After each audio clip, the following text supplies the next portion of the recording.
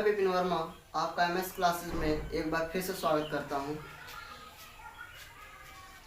इस अच्छी सुबह में नई ऊर्जा के साथ आपका अगला टॉपिक क्या है? भू संसाधन। क्या भैया? भू संसाधन। भू संसाधन किसे कहते हैं पहले ये हम जानते हैं। प्रकृति के द्वारा मिला, प्रकृति के द्वारा, प्रकृति के द्वारा मिला ऐसा धन,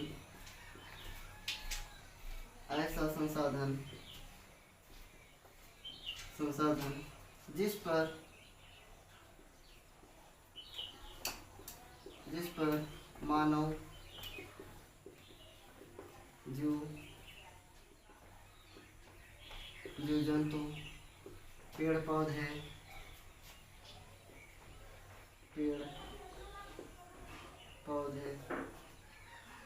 पर्वत, पठार, सागर, महासागर, झील, झरने,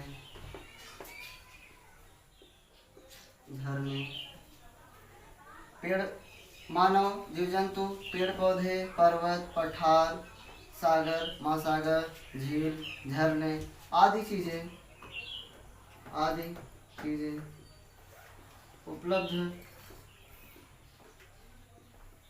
उपलब्ध है और अपने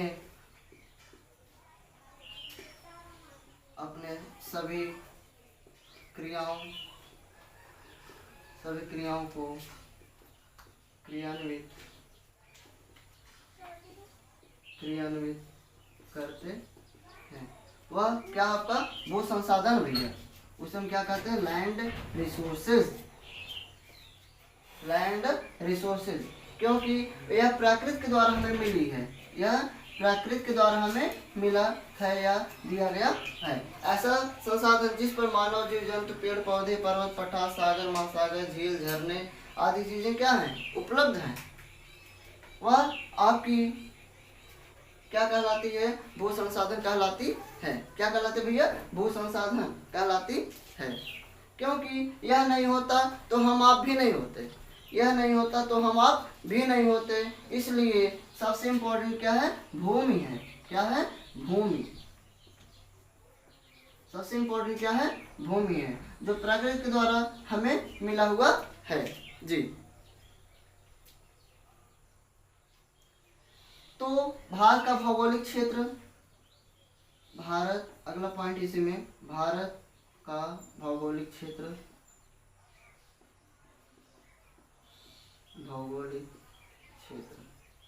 जी। पहला आपका क्या है?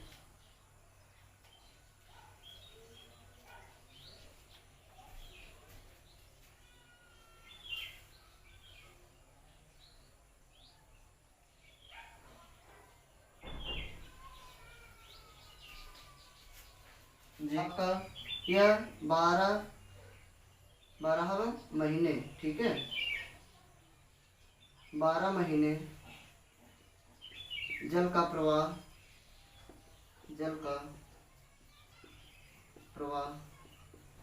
करती रहती है और पर्यटक स्थल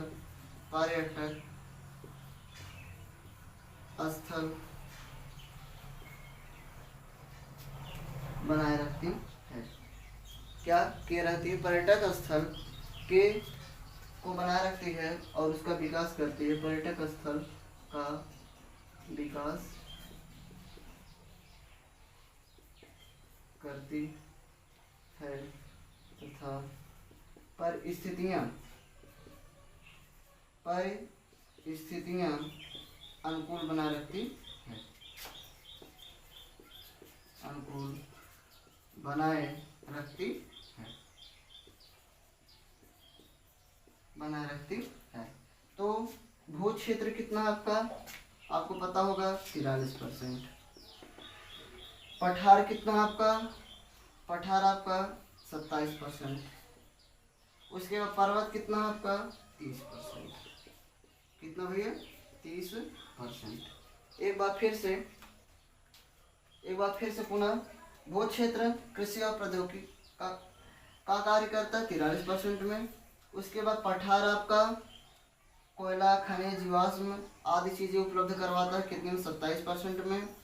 फिर तीसरा और अंतिम है आपका पर्वत, जो हमेशा जल का प्रवाह करती है और पर्यटक स्थल का विकास तथा परिस्थितियां अनुकूल बनाए रखती है, जिसकी सहायता से वहां पर पर्यटक लोग आए और वह जिस प्रकार का माहौल चाहते हैं उस प्रकार का माहौल उनको मिले।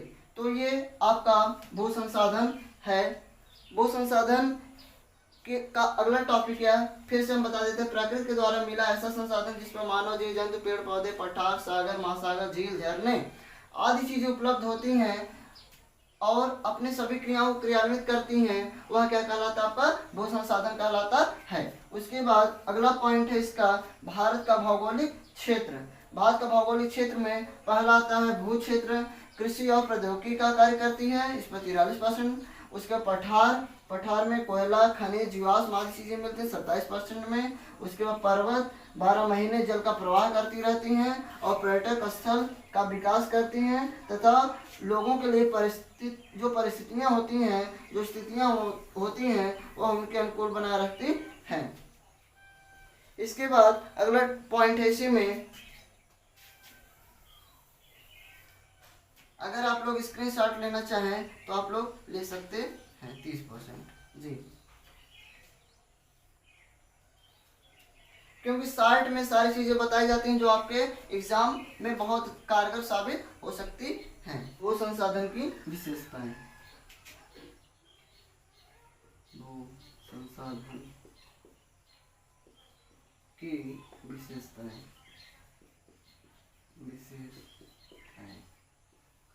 भू संसाधन की विशेषताएं जी। भू संसाधन में पहला है क्या, सीमित क्षेत्र। सीमित आपका जी क्या भैया, सीमित क्षेत्र या लिमिट एरिया, सीमित क्षेत्र। जो भूमि है वह सीमित है, क्या है, वह सीमित है। भूमि सीमित मात्रा में है, इसको हम घटा बढ़ा नहीं सकते हैं, इसको हमारे द्वारा घटाया बढ़ाया नहीं जा सकता है, घटाया या बढ़ाया नहीं जा सकता है। सीमित क्षेत्र है, भूमि सीमित क्षेत्र है, भूमि सीमित मात्रा में है, इसको हमारे द्वारा घटाया बढ़ाया नहीं जा सकता है। न इसको आप बढ़ा सकते हैं, न ही आप इसको घटा सकते हैं, जितनी मात्रा में उतना ही यह रहेगा। इसके बाद अगला पॉइंट है प्रकृति की निःशुल्क देन। प्रकृति की निःशुल्क देन।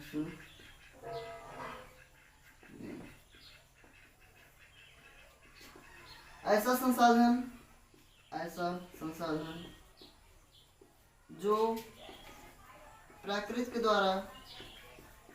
के द्वारा हमें दिया गया है,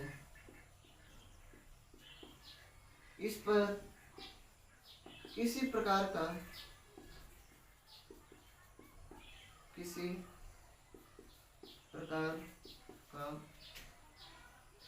शुल्क नहीं लिया गया है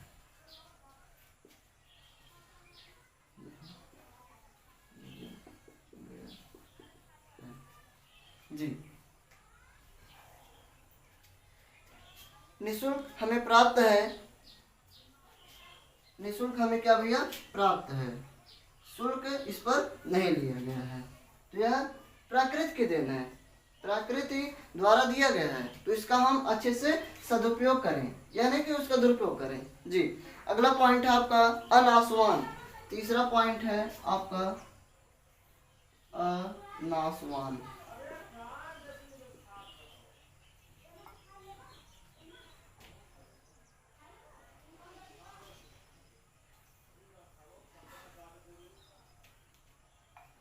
अनासवान का मतलब होता है कि आप इसका नाश नहीं कर सकते हैं, आप इसका नाश नहीं कर सकते हैं, यह अनासवान है। यह क्या है आपका अनासवान है। जी दोस्तों, पृथ्वी या भूमि को कोई भी नाश या विनाश, कोई भी पृथ्वी या भूमि को कोई भी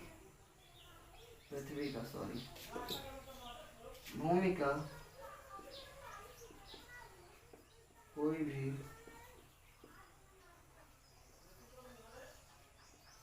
विनाश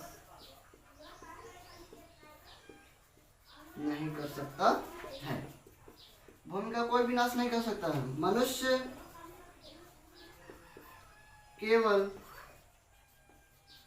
इसकी उर्वरता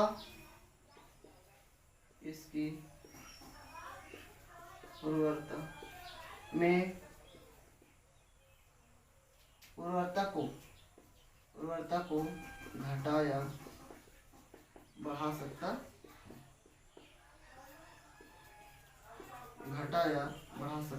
है। भूमि का कोई भी विनाश नहीं कर सकता है या नहीं कर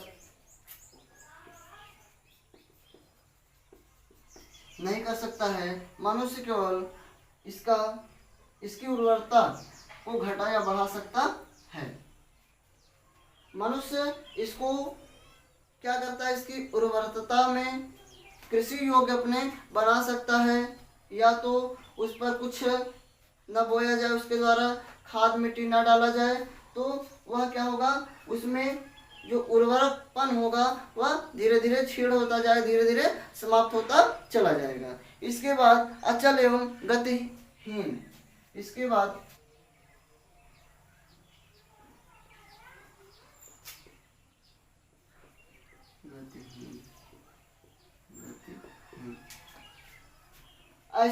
ऐसी संपत्ति होती है, भूमि ऐसी संपत्ति होती है जो अचल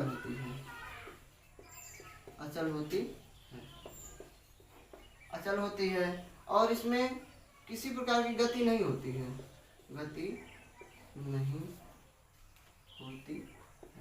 ऐसा नहीं किया एक स्थान से उठा करके दूसरे स्थान पर किया जा सके, ऐसा संभव ही नहीं है, ऐसा हम नहीं कर सकते हैं।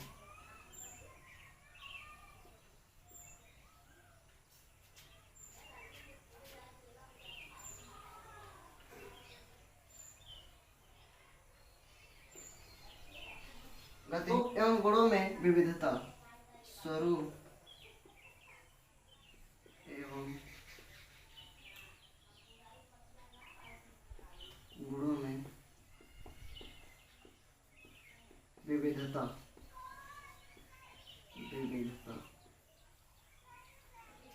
स्वरूप, इसका आकार, रूप जो है, कहीं पे आप देखेंगे कहीं पे खाई है तो कहीं पे बहुत ऊंचाई भी है, कहीं ऊंचा है कहीं पे खाई है, तो यह स्वरूप हो गया। कहीं पे समतल है, कहीं पे बहुत ज़्यादा ऊंचा है, कहीं पे बहुत ज़्यादा खाई है और कहीं पर समतल है। तो उसके बाद गुण, कहीं पे कृषि योग्य है, कहीं पे कृषि योग्य नहीं है। इसमें क्या पाई जाती है, विविधता, मतलब अलगाव पाया जाता है। क्या पाया जाता है भैया, अलगाव पाया जाता है, अलग अलग होते हैं। अगला और लास्ट पॉइंट है आपका, है बहुउपयोगिता।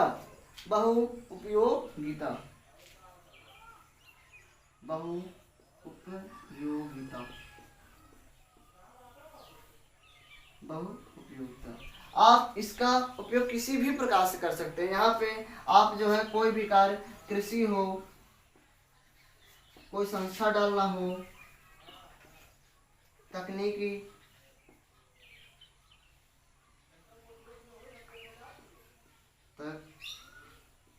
तकनीकी संस्था डालना हो, या कृषि हो गया, संस्था हो गया, या पर्यटक स्थल बनाना हो। पर्यटक स्थल मतलब यह कि आप वहाँ पे पेड़ पौधे फूल पत्तियाँ ढेर सारे लगाएं और वहाँ पे जानवरों को, अट्रैक्टिव जानवरों को ला करके वहाँ पे रखें, तो वह क्या होगा, उससे उसको आप इस प्रकार से भी उपयोग कर सकते हैं।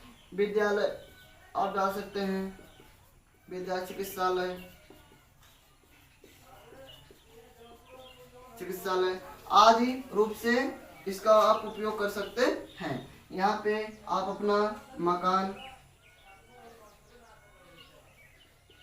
मकान आदि चीजें बना सकते हैं। मतलब बहुउपयोगिता, इसकी कोई सीमा नहीं, आप उसमें कुछ भी कर सकते, यू कैन डू समथिंग। ठीक है, यू कैन डू समथिंग, आप कुछ भी इस पर कर सकते हैं जी। इसके बाद यह पॉइंट धीरे धीरे आपका भू संसाधन हो गया, भू संसाधन में विशेषताएं, ये पॉइंट आपके खत्म होते हैं जी। दोस्तों, आपको यह क्लास कैसा लगा कमेंट करिएगा और अपने दोस्तों के पास शेयर भी करिएगा।